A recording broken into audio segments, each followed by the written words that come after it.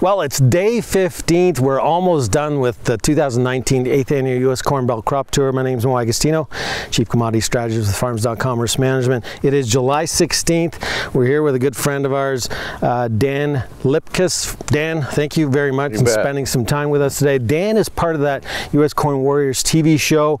And Dan, you've got some challenges this year to try to beat some of those boys down in Virginia and Georgia. What do you think? Well, I don't think it's possible for us to beat them. I think they've got a record crop down there.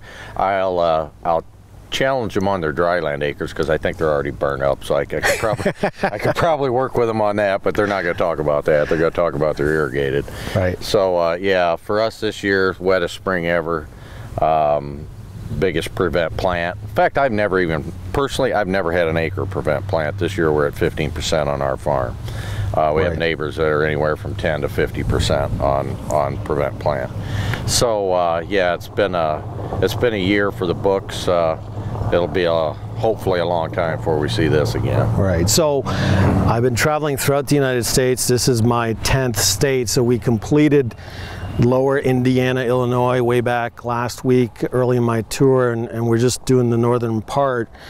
And I was a little concerned coming through the northern Wisconsin, but as I travel further north, I know a lot of folks are saying, Mo, is it there or is it not there? And Dan, I think you confirmed with me today that the disaster is there, the prevent plant acres are there, the abandoned acres are there.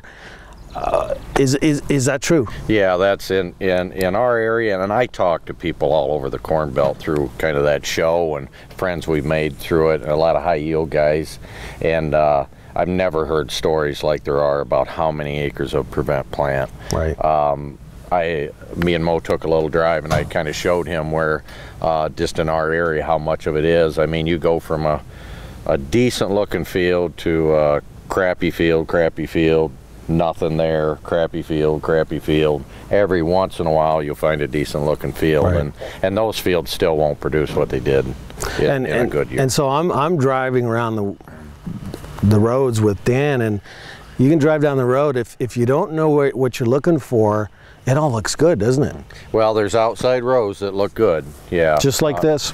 And but I seen it when it was smaller, so I know where the holes are at. And if you kind of get up on a ridge, then you see the corn that's already tasseled, and then it goes down to maybe nothing or some yellow corn out in there. And that yellow corn at this stage of the game, it's, you know, it might be 30, 40 bushel corn. So there's a lot of what would normally be a 240 bushel field that's only got to average probably 120 because of the crap that's out in it. And folks, Dan also holds the record for the highest bean yield in this district in northern Illinois at 102, correct? Right. So are you taking the under at 48 on the beans and the under on corn at 166? I am. I think both of them will come in less than that. Yeah, I really do. Appreciate it.